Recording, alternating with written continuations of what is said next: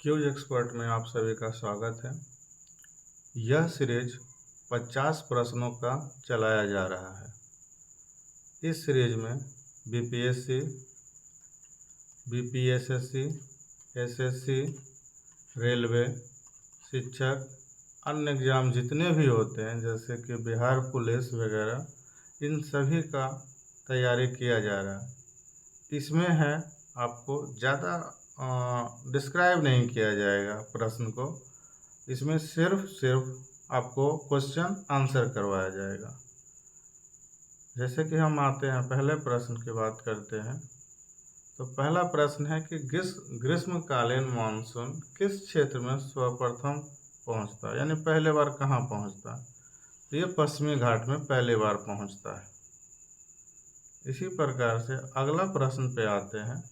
आइसोबाथ रेखाओं का उपयोग जो है किसे दर्शाने के लिए किया जाता है। तो आइसोबाथ का जो है वो गहराई को दर्शाने के लिए किया जाता है। अगला प्रश्न जैसे कि बात करें, भारत में डाक विभाग की स्थापना कब हुआ था। तो भारत में डाक विभाग की स्थापना जो है 1854 ईस्वी में कराया गया था। बात करते हैं कोडई कनाल किस पर्वत श्रृंखला पर स्थित है। तो कोडई कनाल जो है वो पालनी पर स्थित है। कोडई कनाल जो है वो पालनी पर्वत श्रृंखला पर स्थित है। बात करें अगला प्रश्न का, तो निम्नलिखित में से कौन सा पौधा मरुद्भिद है। तो ये आंसर इसका हो जाएगा करील पौधा। अगला प्रश्न है, विश्व का एकमात्र तैरने वाला उद्यान कैबुल लमचाओ नेशनल पार्क ये कहाँ स्थित है। तो इसका सही आंसर है ये मणिपुर में स्थित है। एशिया महाद्वीप का सबसे बड़ा द्वीप कौन सा है। एशिया महाद्वीप का सबसे बड़ा द्वीप कौन सा है। तो ये बोर्नियाओ है। अगला प्रश्न है, अंतर्राष्ट्रीय दिनांक रेखा कहाँ से होकर गुजरती है। इसका सही आंसर है 180 डिग्री देशांतर से होकर गुजरती है। पिग्मी जनजाति कहाँ से जुड़ी हुई है। तो पिग्मी जनजाति जो है वो अफ्रीका से जुड़ी हुई है। अगला प्रश्न है, भारत में पहली बार लोक सेवा आयोग की स्थापना किस अधिनियम से हुई थी। तो इसका आंसर है गवर्नमेंट ऑफ इंडिया एक्ट 1919 के अंतर्गत किया गया था। भारत में त्रिस्तरीय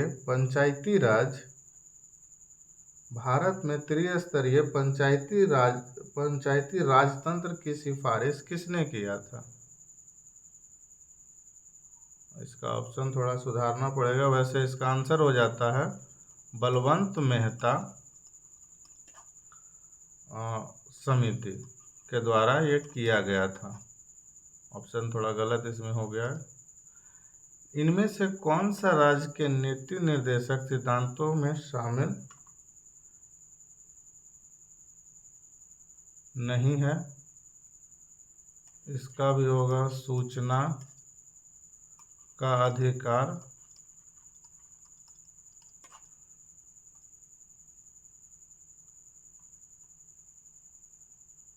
प्रश्न है 13 नंबर, 42वें संविधान संशोधन के 10 आचार आदेशों को किस नाम से जाना जाता है। तो ये मौलिक कर्तव्य के नाम से जाना जाता है। अगला प्रश्न है, कैबिनेट मिशन प्लान के अधीन बनी संविधान सभा में कितने सदस्य थे। तो ये कुल मिलाकर 389 यानी कि इतना थे। स्वतंत्रता प्राप्ति के पश्चात भारतीय राष्ट्रीय कांग्रेस का पहली बार विभाजन कब हुआ था। तो 1969 में ये हुआ था। 1969 में पहली बार भारतीय राष्ट्रीय कांग्रेस का विभाजन हुआ था। अगला प्रश्न है, राज्यसभा एक निकाय है, तो ये एक अस्थाई निकाय है।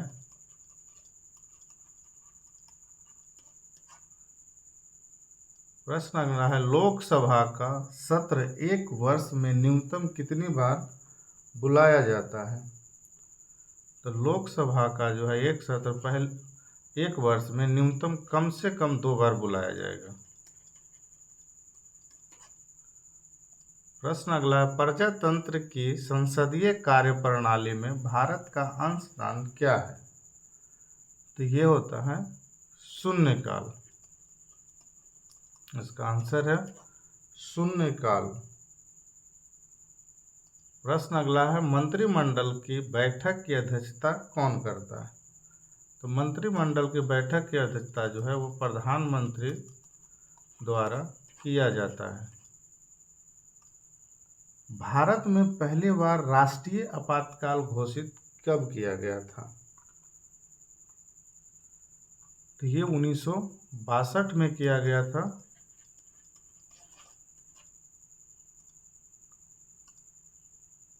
अगला प्रश्न है, अंतर्राष्ट्रीय न्यायालय का मुख्यालय कहाँ है?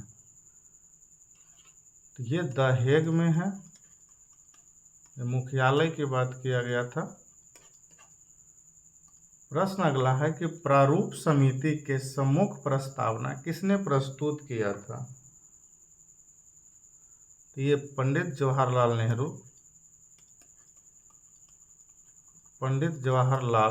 नेहरू द्वारा किया गया था। लोकसभा में शून्यकाल की अवधि अधिक से अधिक कितनी हो सकती है? तो अधिक का कोई सीमा नहीं है, इसलिए इसका आंसर हो जाता है अनिश्चित काल के लिए होता है।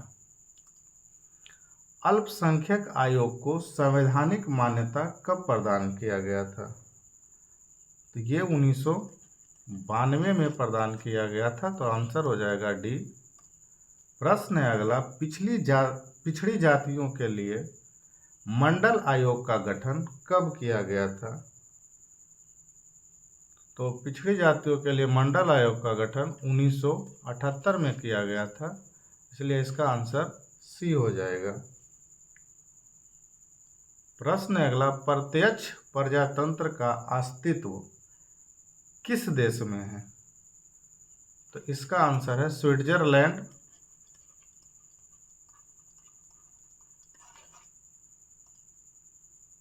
स्वदेशी आंदोलन प्रारंभ किया गया था, किस लिए किया गया था? तो स्वदेशी आंदोलन जो था 1905 में बंगाल विभाजन के विरोध में किया गया था, इसलिए इसका आंसर ए हो जाएगा। अगला प्रश्न है, समाजवाद शब्द का प्रथम बार उपयोग करने वाला था, कौन करने वाला था? तो ये जो था रॉबर्ट ओवेन था। रॉबर्ट ओवेन द्वारा पहली बार समाजवाद शब्द का प्रयोग किया गया था। अगला प्रश्न है, भारत में मताधिकार और निर्वाचित होने का अधिकार है, ये हमारा संवैधानिक अधिकार है। संवैधानिक अधिकार है और मत अधिकार करने का न्यूनतम आयु जो है वो 18 वर्ष है।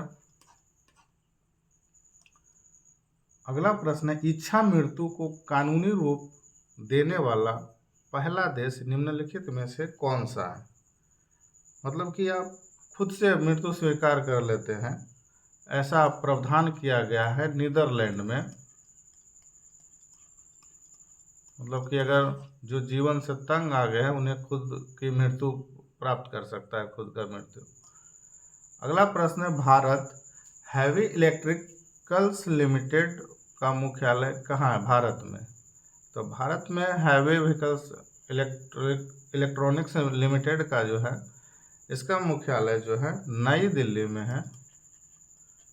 न्यू दिल्ली में है, यानी ऑप्शन नंबर ए होगा। आते हैं 32वें नंबर क्वेश्चन पे। संसदनात्मक शासन व्यवस्था में क्या किया जाता है? तो इसमें विधायिका का कार्यपालिका पर नियंत्रण होता है, यानी ऑप्शन नंबर डी होगा। अगला प्रश्न है, मिशन इंद्रधनुष योजना कब प्रारंभ किया गया? तो मिशन इंद्रधनुष योजना 2014 में प्रारंभ किया गया था। अगला प्रश्न है, गुट निरपेक्ष आंदोलन की स्थापना कब हुआ था? तो गुट निरपेक्ष आंदोलन का स्थापना जो है 1961 ईस्वी में किया गया था। प्रश्न है अगला, किसी अर्थव्यवस्था में पूंजी निर्माण निर्भर करता है, किस पर निर्भर करता है?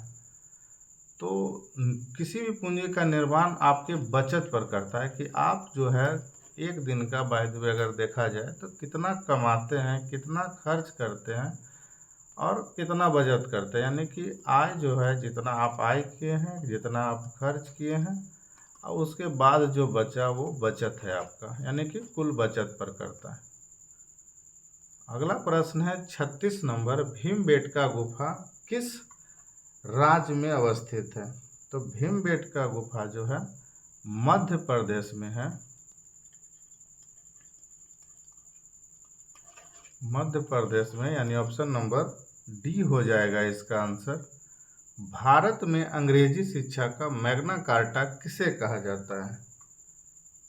तो भारत में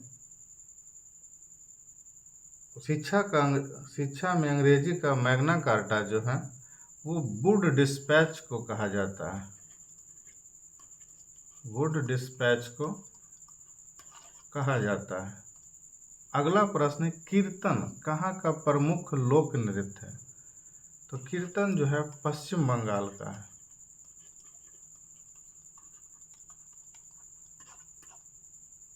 प्रश्न नंबर अगला है, किस सिख गुरु के पश्चात सिख गुरु का पद वंशानुगत हो गया था, यानी कि उसके अनुसार वंश के अनुसार चलना शुरू हो गया था? तो ये था गुरु रामदास।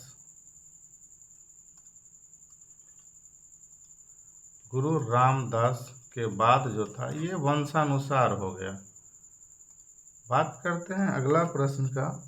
तो हाल ही में खबरों में रहे बोंडा जनजाति मुख्य रूप से भारत के किस राज्य में निवास करती है? तो बोडा जाति का जो संबंध है, बोंडा जाति का, ये जो है उड़ीसा से संबंधित रखते हैं, यानी ऑप्शन नंबर बी होगा इसका आंसर। अगला प्रश्न है 41 नंबर, हाल ही में tech leaders forum of India कहाँ लॉन्च किया गया? तो ये दुबई में किया गया।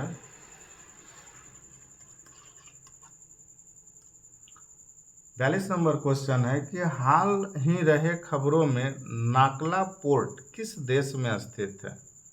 तो नाकला पोर्ट जो है मोजाम्बिक में स्थित है, इसलिए ऑप्शन नंबर सी होगा।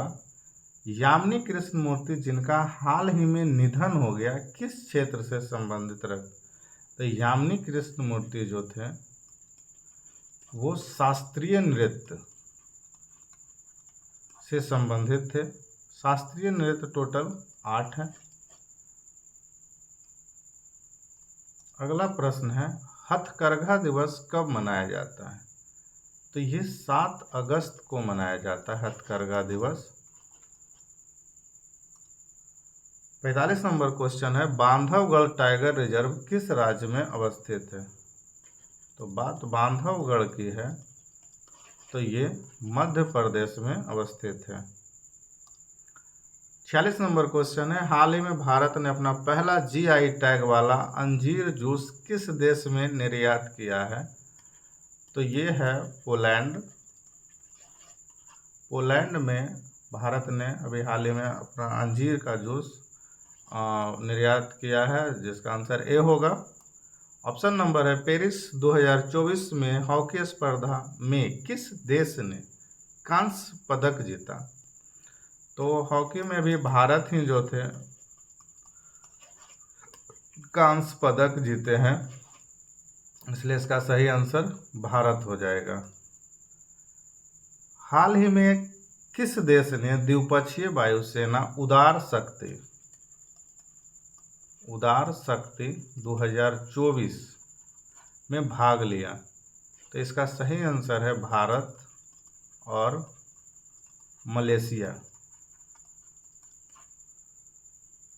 अगला प्रश्न है 49 नंबर क्वेश्चन है, हाल ही में जस्टिस हेमा समिति रिपोर्ट किस राज्य ने जारी किया है। तो इसका सही आंसर है केरल। लास्ट क्वेश्चन आपका है 50 नंबर क्वेश्चन, हाल ही में खबरों में रही बुलर झील किस राज्य या केंद्र शासित प्रदेश से संबंधित है यानी स्थित है। तो इसका आंसर है बुलर झील जो है, बुलर झील जम्मू कश्मीर में है। ये था आज का कुल 50 प्रश्न। वीडियो को जितना से जितना ज़्यादा हो शेयर करिए, लाइक करिए और सब्सक्राइब तो बिल्कुल करिए, क्योंकि ये जितना भी प्रश्न है आपको एग्ज़ाम में महत्वपूर्ण रहने वाला है। कोई भी एग्ज़ाम, एसएससी का हो, रेलवे का हो, एनटीपीसी आने वाला है, बिहार शिक्षक का हो, इसके लिए आपको चलाया जा रहा है। तो जितना से ज़्यादा हो आप चैनल को सब्सक्राइब करें, वीडियो को देखें, रिवाइंड करें। अगला वीडियो 50 प्रश्न वाला बहुत जल्द प्रत्येक दिन अपलोड होगा। वीडियो को देखते रहिए। धन्यवाद।